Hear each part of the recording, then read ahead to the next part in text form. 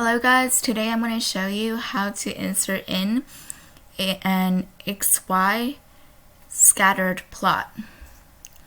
Similar to how you have inserted the line chart and the XY scatter chart, today I'm going to show you how to do the XY scatter plot.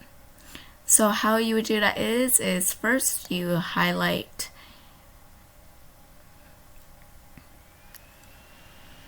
the numbers, the content. This chart is actually really good if you're working in a medical clinic and you want to plot the times that you have injected the antibiotic into the patient and you want to see the dosage amount and the time that reconciled with it. So how you do it is first you do insert. Same thing as the how you insert the XY scatter chart. You go over to chart and you go over to the bubble one. And as you can see over here, it is not clear of the time they entered in and the amount of dosage they've entered in and how the patient is reacting to it.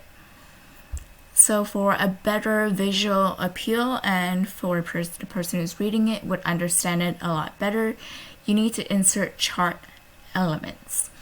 And how you would do that is you see this button over here onto the right side, there is like a mini arrow. This is where you can add the chart elements, and if you hover over to it, you can see that it will say chart elements, add, remove, or change chart elements such as the title, the legend, the grid lines, and data labels. If I read that too fast, you can read it on your own time as well. Just click on that button. Right over here, you can add in the trend line. And as you can tell, now it's more visually appealing.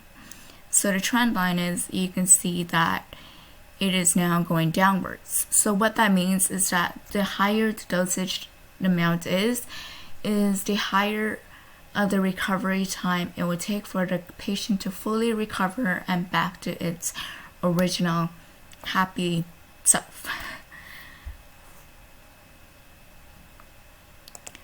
I hope this video helps, and if you have any other questions, feel free to drop it into the comment box and I will hopefully give you an answer. Bye for now.